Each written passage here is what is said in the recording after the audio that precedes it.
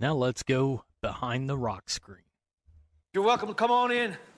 We'll bring out the moonshine, start telling lies and calling up the women. But no talk about racing. Come on. Hey, everybody. This is Josh with the Dirt Court Jesters podcast. Co-host Tim is on deck with us as well. Awesome to be joined by Ohio sprint car legend Todd Kane. Todd, thanks for coming on. Yes, thank you for having me. We were talking before we started recording, and this has got to be the first thing we talk about. Jack Hewitt came up.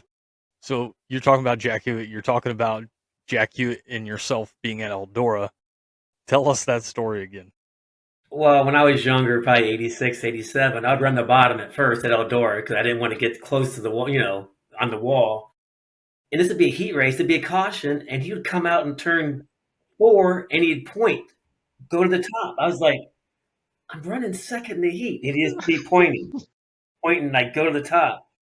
And I would come in, and he'd go like, good job, second. So what? You got to get to the top.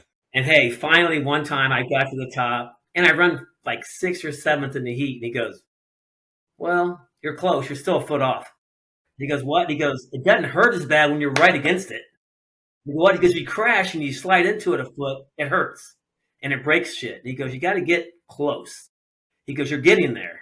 So he was my teacher for sure there, because I was like, really? And then finally I got up there one time. And he goes, you did it. You did it. I'm proud of you. You did it. So he taught me a lot, and, and also patience. But people don't think so, but he goes, it's all about patience. When you get out there, yeah, you think I'm crazy, man. He goes, I'm really not. He goes, once I get in that lead, you try to just be focused and try to hit smooth laps and find a wet spot, or sometimes you got to move. And no, he just, he was definitely a great teacher over the years. Yeah. That's awesome. And another story you kind of prompted me on, and I want to make sure, I think we would touch on it regardless, but you were telling me at one point in time you were banned from all 6 tracks that Earl had. Is that right? Yes, he told me about all 6 of them. This is what happened. It was a local show at his track. They used to run on Sundays a little bit. It's probably 86, 87. I ran 3rd or 4th, whatever it was, and I go up to get paid, and it says I was 15th.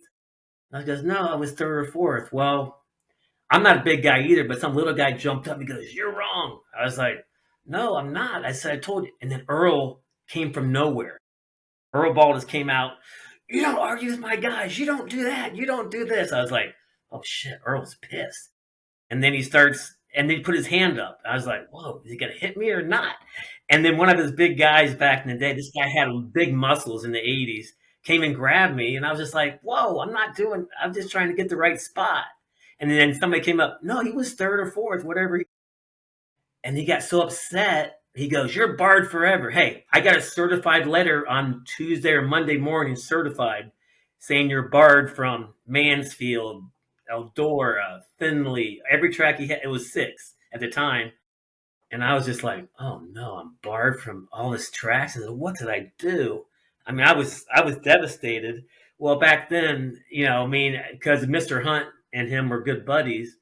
And then Mr. Hunt goes, well, we might be able to get you back in. I go, I had a certified letter. He goes, let me see what I can do. And so he calls me, Mr. JW calls me. He goes, okay, I've got it set up. He goes, you got to go and talk to them during their first race. He has a push truck meeting, and it's a meeting for all the people that work there in March or April. He goes, you got to go there and then might let you in. I walked in there. There was one chair in the middle, surrounded by about 80 people around me. And he goes, you're in the middle. I was like, oh, no. And he ripped my butt from one. And he goes, well, hey, that guy wasn't feeling good. This day I'm feeling good. He goes, I'd jack you up right now. And so I was just like, oh, my, I ain't saying a word, of course. And so Mr. Hunt said, don't say a word. You're going to get upset with what he does. Because Mr. Hunt must have knew what was going to happen. And he yells at me for probably 15 minutes. And he goes, I don't know if you're back in or not. Just leave. I was like, oh, no. I had to take all that, and I'm probably not back in. Then I get another letter saying, you're back in, which was great. And I was back in. which is awesome. And then you know what? After that, me and him become the best friends. I mean, how you fight. Sometimes you become great buddies. That's what Jack Hewitt always said. He goes, some of my good buddies are guys I've fought over the years, I go, what do you mean? He goes, you just respect each other better. And he goes, you think so? He goes, yeah. And he goes, how are you and Earl now? I goes, we're great, honestly. Because Earl goes, I sure hope you win tonight. He goes, well, come on. He goes, no, I'd rather see you win. I go, well, thank you, Mr. Baldis. Well, because we had a motorhome, and so we would stay there. And you know what? He was out on the racetrack till 4 or 5 in the morning sometimes. Because we'd be sometimes working on my broken car or whatever in the pit. And he was so dedicated. That's who made definitely the Kings Royals was Earl Baldis. And the fans. I mean, the fans, you can't forget the fans love racing. They love competition. And Earl brought definitely one of the greatest things, definitely Kings Royal, I think. Yeah, that's a great point. All right, now kind of getting into, I love those stories, and I feel like there's more coming. But let's start out with the easy question for you. How did you get into racing? I started racing actually quarter midgets when I was like 5 years old. So I started racing those, and I raced those till I was 16. I was a grand national champion in 1974, and then I got second a few times in the mid 70s.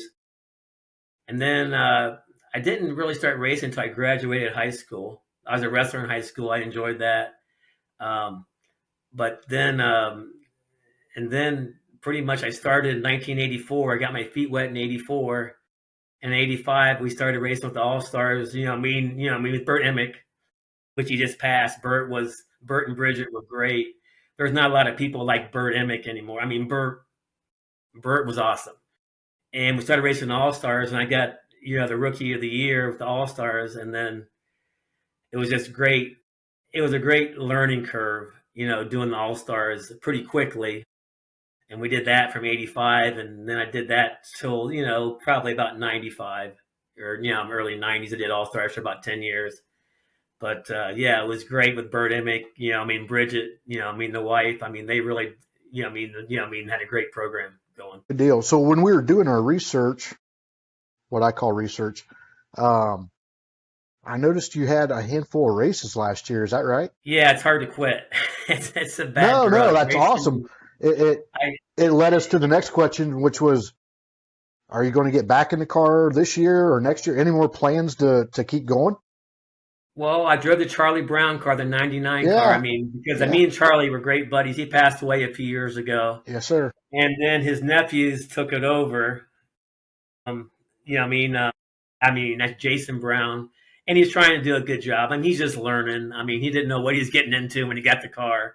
It's a lot of work. But I drove for those guys a few times. And it's just so, it's a family too. People understand. I haven't seen, you miss some of your good friends, and it's tough. But definitely a Charlie Brown car is a car that I drove a little bit off and on. But I still have my own team at my shop, and I was going to sell it a few times, and I probably should sell it. because my kid right now is 14, and he's a hockey player, playing a lot of hockey right now, my kid. And so I've been watching that a lot, and I actually been coach now too a little bit. I'm pretty good with the kids.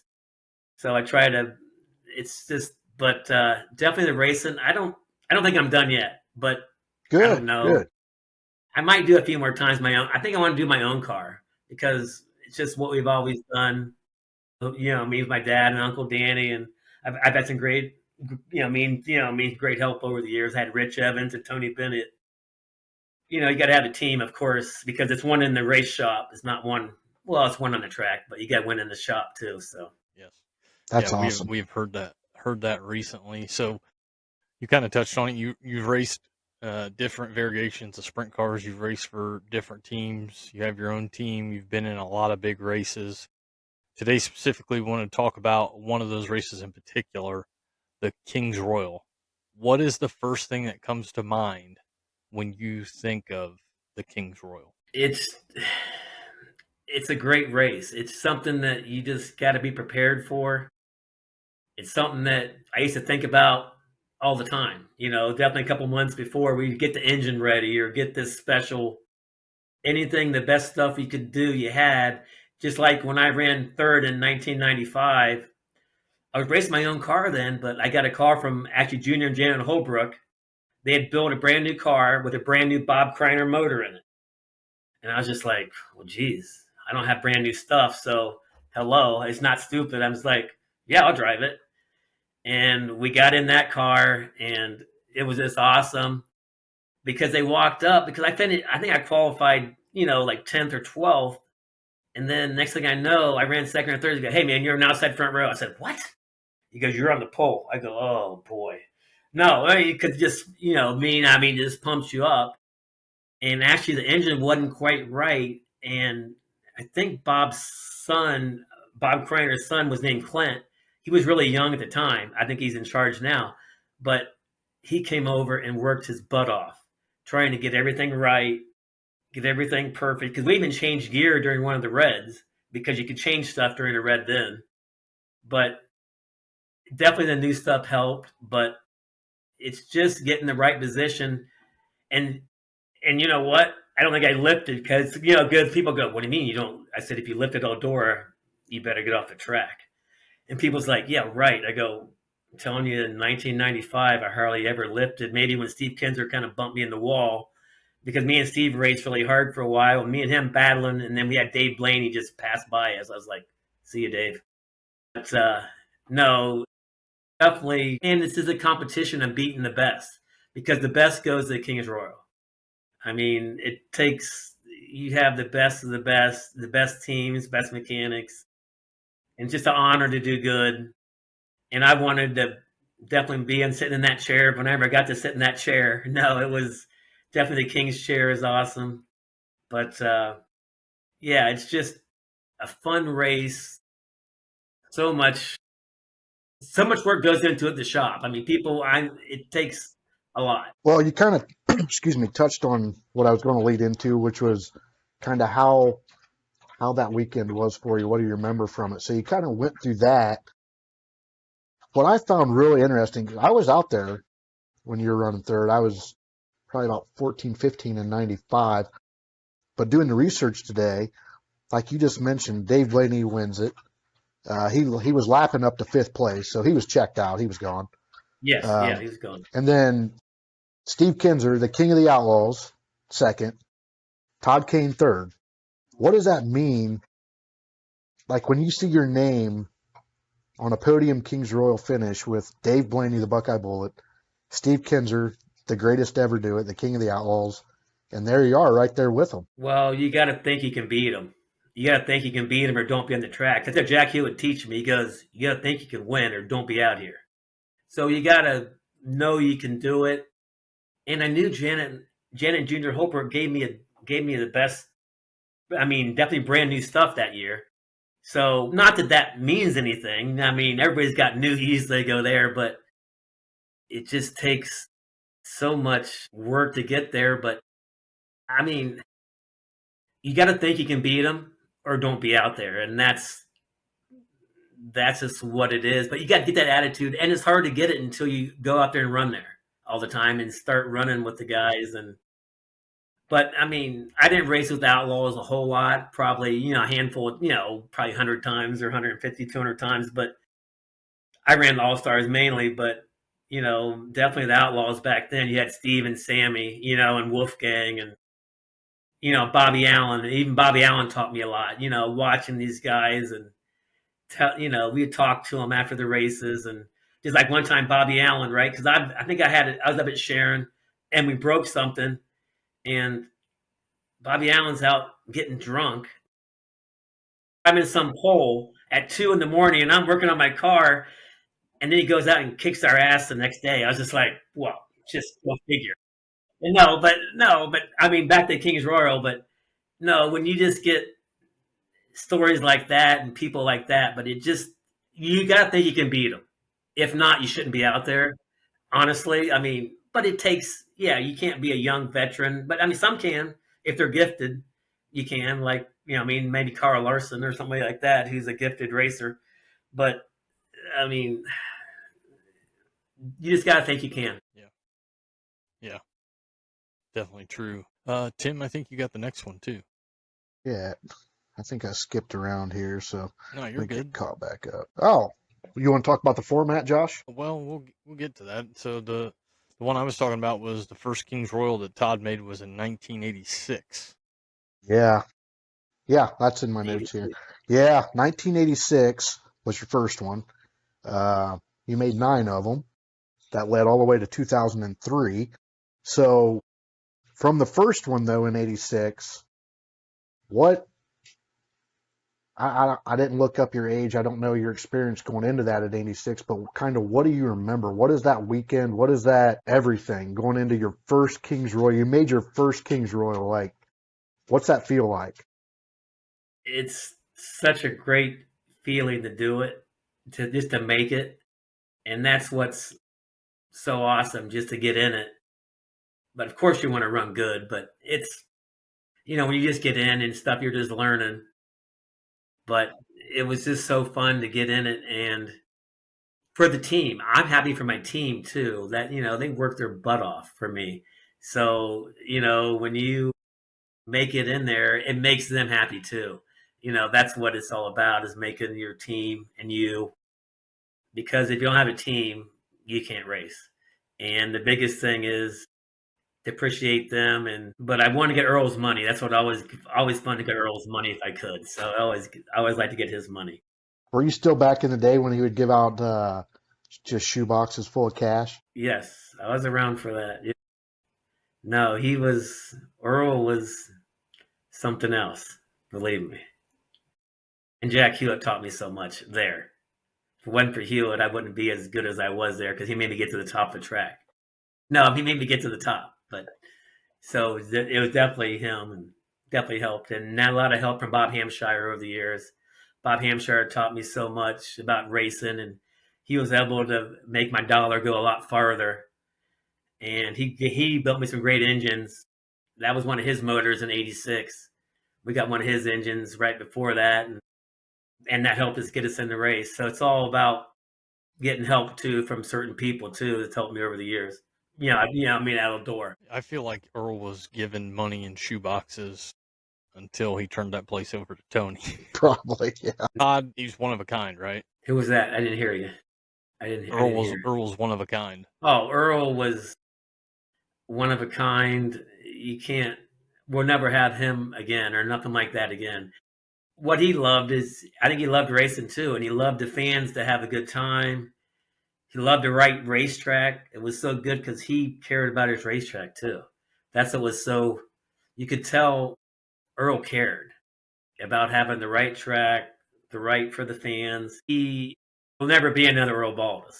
I don't think so. I mean, maybe Tony might try, but he doesn't have the love. Like Earl did it for the love of it, I think, pretty much. I mean, I think he loved the racing and loved the track. I think he'd like to go out there at night, because I used to watch him going, this guy loves this. The guy loves to be out there till 3 or 4 in the morning getting the track ready. Most owners don't need to do that, but he wanted to do it. Like, he wanted the perfect racetrack, or wanted to try to make it as good as he could, because he wanted the fans happy and the racers happy. And I think that's the special part of Earl Baldis is, yeah, he's a hothead, which I am too. So that's why we didn't get along the greatest sometimes, and we were mad at each other. But, that's just part of racing and part of the people. But if you don't have a little fire under your butt, then you're probably not a racer. So, was there ever a time during any of your Kings Royal appearances where you were starstruck by another driver? The way Dave Blaney drives that track sometimes, Dave was so smooth. I mean, of course, you had Kinzer and Wolfgang I used to look up to and watch, but Dave Blaney he's the one that I would always watch. I mean, if I had to watch somebody, qualifying, if I went last qualifying, I go, okay, wait, Dave's out early. I'm going to watch and see what he does. So, you always watch the badass drivers, and Dave was just so smooth. He was just like, other guys might be a little more radical. Dave was a smooth driver. He's one of the guys that I like to watch and learn from later. And sometimes even Jack Hewitt back in the day, it might rain or something. And one time Eldora, I don't think it's the King's Royal, but the racetrack was only halfway up, and he goes, go above it. Go above it.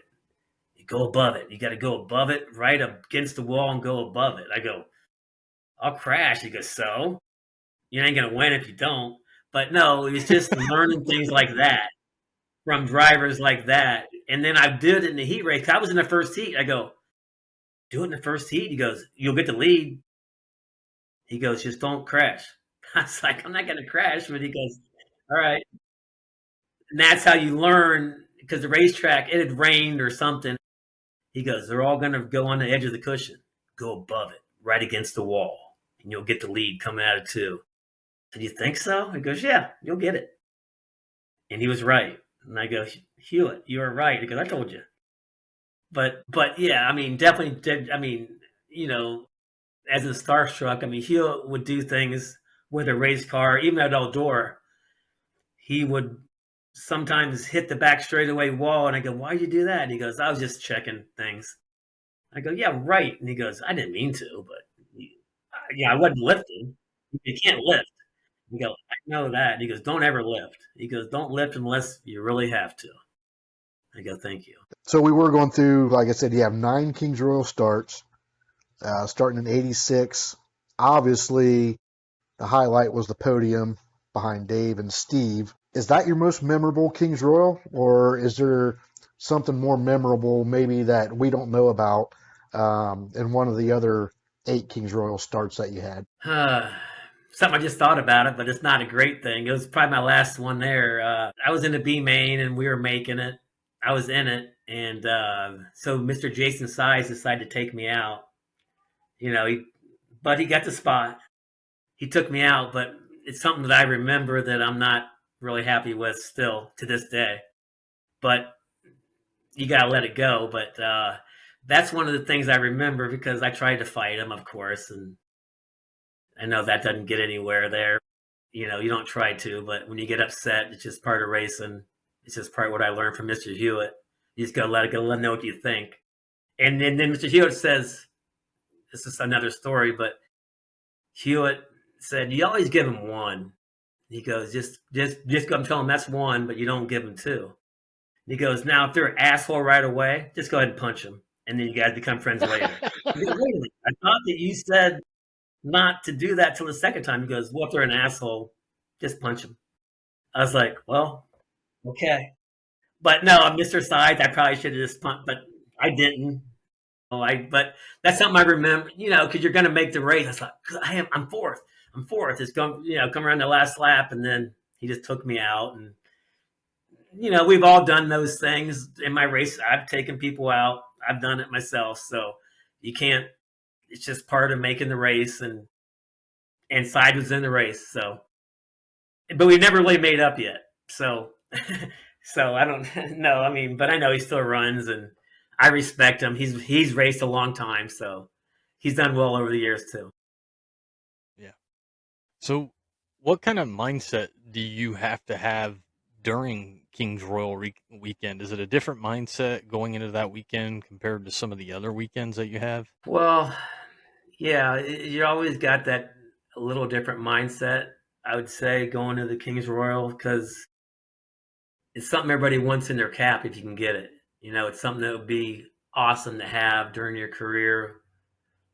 Definitely a Kings Royal. I wish I could have got one, but I never did. But it's just, yeah, the mindset is you got to have a go-getter mindset, but you got to take care of your car too.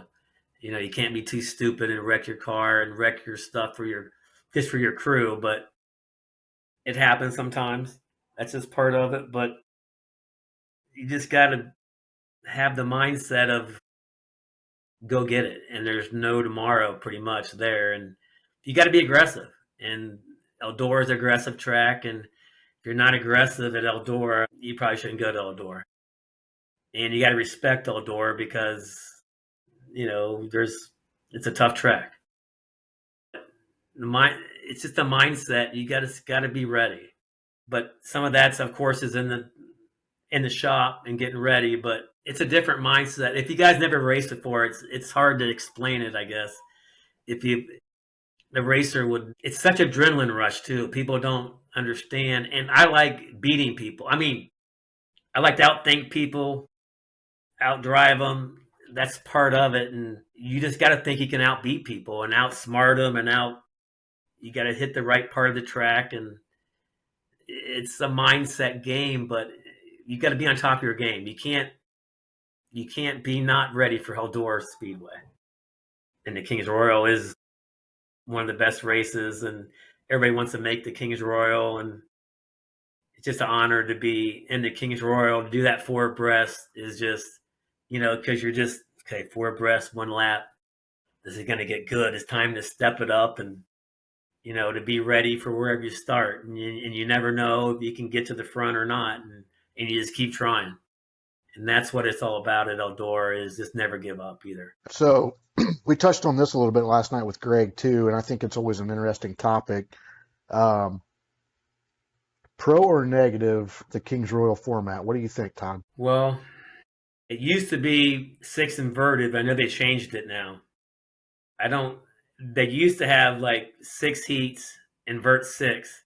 So you have some slower guys in the front, but a lot of the fast guys didn't like that because some guys might have sandbagged back in the day because they could, if you're good enough to do that.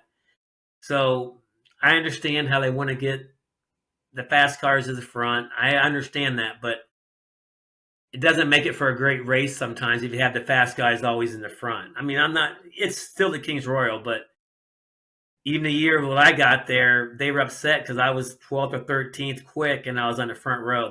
But that's the way the format was. I took advantage of the format. You got to take advantage of the format. I think there should be a little bit of inversion, but I understand everybody's got such good stuff. It's hard to pass a lot of great drivers.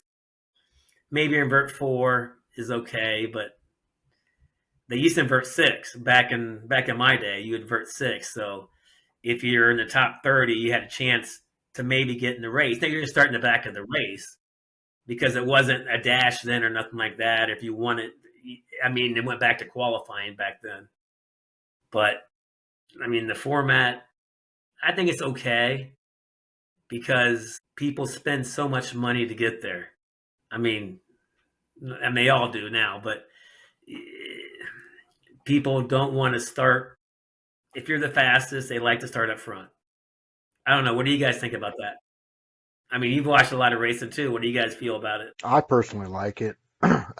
We talked with Greg a little bit last night about it. I enjoy it because there's a lot of smaller budget Ohio teams or from wherever it levels the playing field a little bit. It gives the lower budget teams a realistic chance of making the Kings Royal, which yes, to a low budget team and their sponsors is a lot of money, first of all. And second of all, when you go to your sponsors that year, the following year, whatever, and you say, I made the Kings Royal, that means something. So I enjoy it.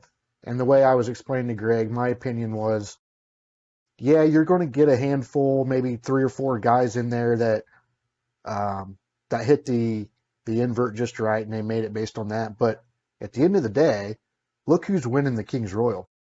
Donnie Schatz, David Gravel, Kyle Larson, Brent Marks. So I feel like you're kind of getting the best of both. You're letting some lower budget teams get in there, but the cream is still rising to the top at the end of the day. No, I agree with you on that. No, I think it's yeah, I agree. Yeah, I couldn't have said it better. I second what Tim said as far as that's concerned. I mean, gives the lower budget teams a shot to make one of, if not, the Knoxville Nationals, right? But the Kings Royal's up there. No, it is. Huge sprint car race. And it's just, you talked about it, what it means to guys that grew up around here, whether, like in your case, Todd, a driver, or in our case, fans. It's just, it's one of those races that you look forward to every year. No, and the fans love it. That's what the fans love, to go out there and go early, during the week and get set up, and it's just a party, and they like to relax and hang out with all their friends and family, and And that's what something pretty special too is. You're there for 4 or 5 days, and then you got the big one on Saturday, and people just get pumped up for it. I'm gonna kind of change up. I think I'm gonna add to the question that I had next, Tim, and I kind of want to talk about a little bit. You mentioned the 4 wide, and this is something we talked about recently. When you're in the 4 wide and you're doing that parade lap, and you're able to see the thousands of fans, maybe even hear them.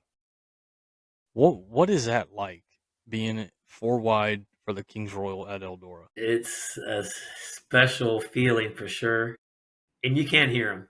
Even the crowd I've heard before. I was like, wow, they're going nuts. You can hear them, and it's just amazing to hear them, to see them up there on the fence, excited, and yeah, it's not a feeling. Yeah, that race it pumps you up when you're sitting there and you tighten your bolts about, the last time, and and then getting a clean tear off on, you getting ready and just going, okay.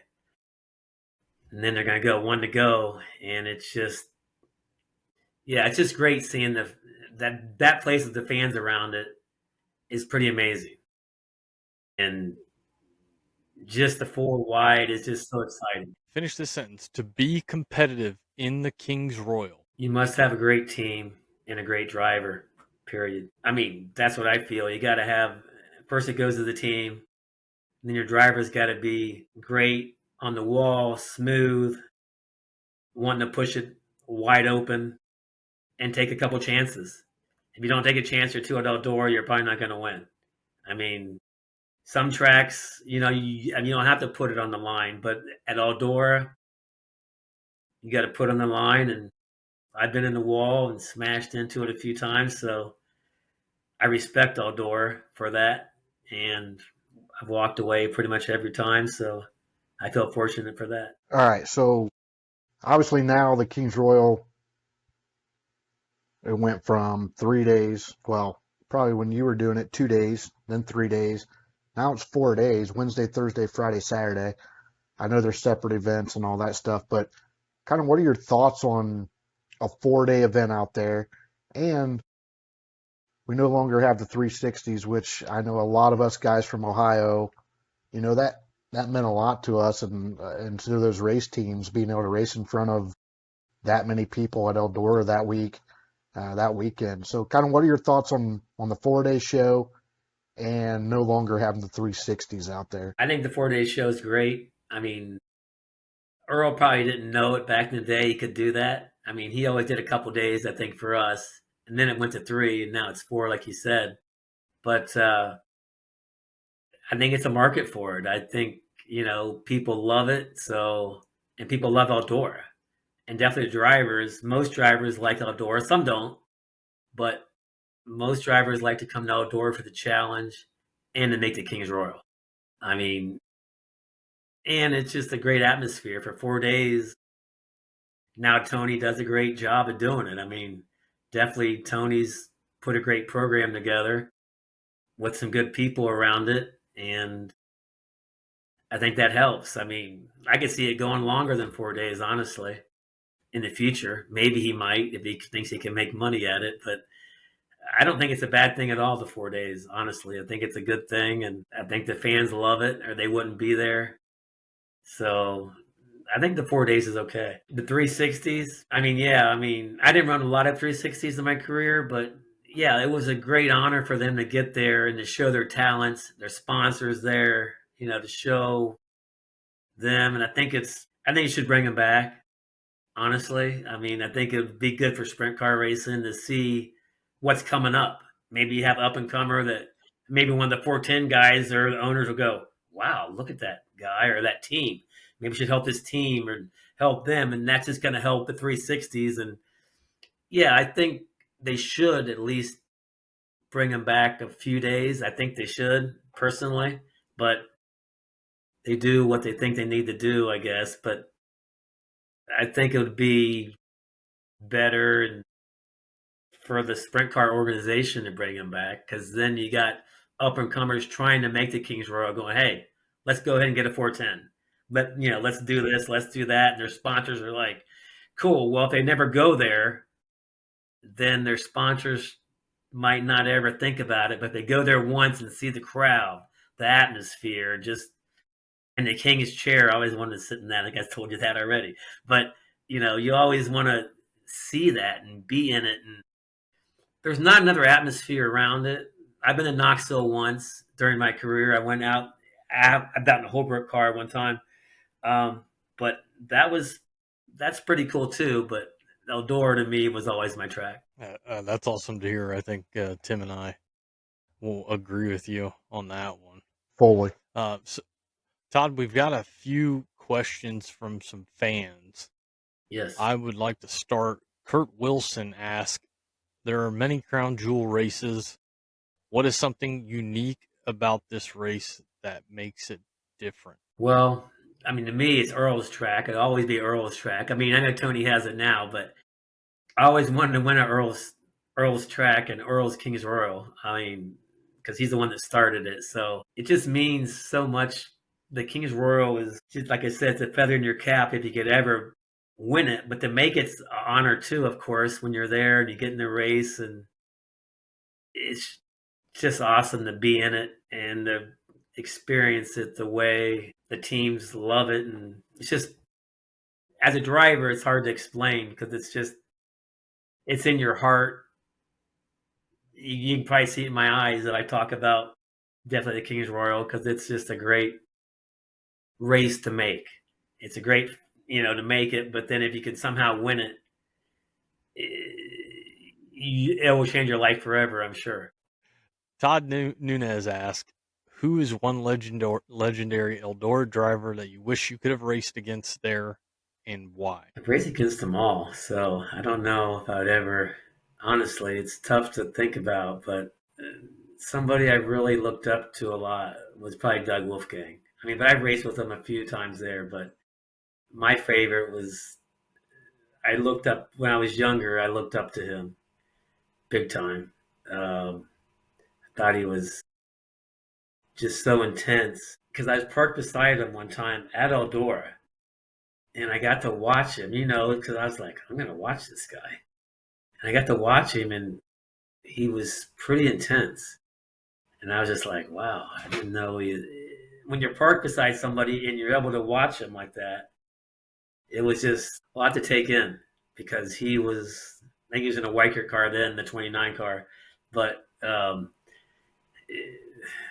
somebody like that, and just his demeanor, his overall. And then I saw him get really upset. And then fans came up and then he changed his demeanor right away. It was just awesome. I was like, he was madder than, I saw his whole face red. He was mad. And then all of a sudden fans come up and he just let it all go. And it's just like, I was like, wow, I thought he was pissed off for a minute. And now fans come up and he's fine. No, it's just, as in somebody watching, trying to learn, from the best, I was just like, this guy can change, because I could tell he's mad. His face was all red. I was like, man, he's pissed off, man. Holy shit.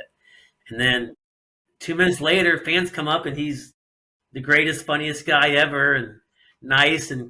But for that little, it's just, and you watch him, and I got to watch him that whole night. I remember how he did, but it was just, that was probably like late 80s, early 90s, one of those. But it was just so fun to watch him because I was right beside him watching him, and it was just, I raced against them all pretty much. I mean, and of course the best, Steve Kinzer. I mean, he was pretty awesome to watch all the time too. I mean, Dave Blaney, Steve Kinzer, Todd Kane on the podium in 1985 at the King's Royal. That's awesome. No, that was just awesome to do that. And I mean, of course I wanted to win it. I let it for a little bit. And then that's when Dave just drove by both of us. We were like, see ya. But no, I mean, it was just, so we had a good race for second. That was about it. But no, it was this, I mean, I don't know. I mean, definitely One of my favorites, of course, is Jack Hewitt. I mean, he taught me everything in racing and a lot in life too. I mean, he was a good teacher. I mean, some people might not think so, but he taught me a lot over the years. A driver fan question for you. So last night, like we were telling you earlier, we had Greg Wilson on here. So Greg's question was, and I hope he's not messing with us because I'm taking his word at this, and he's a good friend of mine, so I'm trusting him on this. If this is true, you may be the only person in the world qualified to answer this question. So Greg Wilson wants to know, more exciting, state championship in wrestling or running the Kings Royal at Eldora? I wasn't a state champion, but I got fifth, and I was a district and regional champ, but the Kings Royal. But as in a team thing, it was fun with my teammates, but I mean, they both take a lot of work, of course. It takes a lot of work and dedication to get there. Definitely the Kings Royal would be definitely a better feather in my cap. But I was a coach during COVID. Yeah, wrestling coach. Little guy. I had to be head coach because both, my son at the time wrestling, he was in third grade or fourth, maybe third grade during COVID. He goes, "Dad, you used to wrestle, right?" He goes, "Yeah, I used to wrestle, but," he goes, "you got to come and help out." I go, come on. Haven't done it for 38 years or 30. Dad, weren't you a champion? I go, yeah, but buddy, I haven't done it forever. And he goes, "Please, Dad." So of course I went out and I did it. And guess what happened during COVID? The assistant coach and the head coach both got COVID. So the head coach calls me and he goes, "Hey, Coach Todd." I said, "Yeah." He goes, "We got COVID." I go, "What?" He goes, "We got COVID and you take the program over. I got to shut it down for 2 weeks. They're not going to let us come for 2 whole weeks unless you take it over." And this is like kindergarten through 6th grade kids. So I just like, really? Take it over? But you know what? That was awesome. Just teaching the kids. Oh, that's cool. I got a kid his first win. And during the COVID, his mom ripped the mask off. Hell with the mask. She hugs me because we're at a meet. You had to wear a mask back then, of course. And she goes, "Hell with the mask." She ripped it off. She hugged. "We got to win. We got to win." And guess what? I saw him in Kroger probably 3 or 4 months ago. "Hey, Coach Todd. Hey, Coach Todd." I was like, wow, that's cool. I said, I used to coach him. "Remember I got my first win with you?" I said, "Yeah, thank you. How you doing?" He goes, "I love it. I'm kicking butt." I said, "I know you are. Good job." But no, it's wrestling and racing definitely, because it helped because racing is a mental game too. You're by yourself. People don't understand. And so is wrestling. That's a team sport, but wrestling's by yourself, and so is racing. When you're out there, you put your hanglet, your headgear on, and you go, and you put your helmet on. And yeah, when I put my helmet on, there's a whole different level of me because I start to focus right away. That's what probably a lot of guys do. I usually put my helmet on early because I want it on early so I can get my game face on. You got to have, if you don't have your game face, don't get out there. I mean, my feeling is you got to be ready to win every time. If you're not ready to win every time, then don't get on the track. I mean, I don't care if I start last. I think I can win. And that's why I tell these guys in wrestling is you got to think you can. If you don't think you can win, you're not. You got to be positive. And that's what the racing too is. Racing's very hard though. It's a different level than that. But it's racing's a lot mental too. If you think you can and you're ready and your team has got your car ready and you're ready to go, then the driver's got to do his job. And then you can make everybody happy in the pit later. But do you have a tip that you would share with other drivers who are running their first Kings Royal? It's going to be an honor to make it. And you can't get too caught up in making your first one as in being focused to go race. Because it is a big lead up to it. You got to get on. They used to do a straightaway thing. Yeah. I think they still probably do if they have the time. I don't know if they do or not. I know they do, or all the drivers, they introduce all the drivers. You just mentally, it's a mental thing. You gotta put it back. It's just another race. so to speak, because if you put too much on it, it could be tough for you. You gotta. There's a fine line there. I don't think I ever mastered that either. No, but that's the first King's Royal is a thing you'll never forget, and you just got to be ready, but not be too. You can't play too much into it. The King's Royal is our favorite race ever. It always probably will be for both of us. Eldora is probably our favorite place to ever go. So kind of when we walk in as fans and we're looking around at the King's Royal, the throne, just everything, the pageantry and everything, it gets us juiced up as fans, right? Just seeing the throne, seeing the setup down on the stage on the front stretch. What does that do to you as a driver? When you roll in and you see the throne sitting there and Victory Lane on the front stretch, like, how does that get you a little extra juiced up seeing that stuff? Or does it mentally lock you in? How's that kind of get your juices going? The funny thing is, I usually bring with my rig. We're always with my rig, but when I go over the track into it, my whole attitude changed. I mean, I could be fine up at the top of the pit and everything, but as soon as I go over the hill into the pit area, you just see it differently, and it's just, you're like, we're here. The King's Royal. It's time to win this. Time to focus on it. Try to go out, do the best job you can do. But for me, it was just going over that hill. Going over the hill into the pit. My whole attitude and demeanor changed for sure. I put my game face on.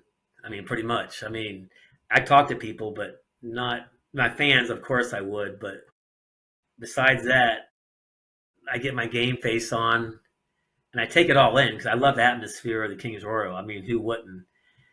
And I like to look in the front straightaway.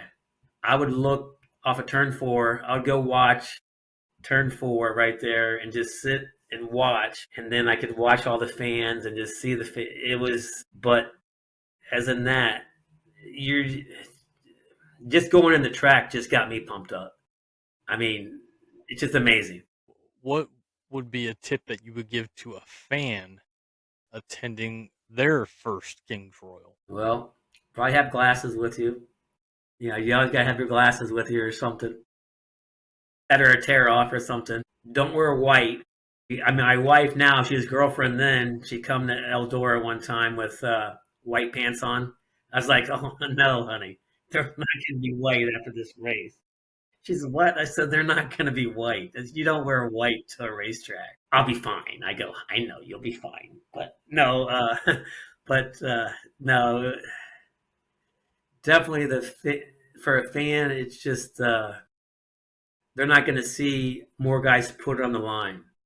As a driver, I'm not saying you got to get Fremont and stuff like that. Yeah, you still got to put it on the line. I'm not meaning that, but Eldora is another level.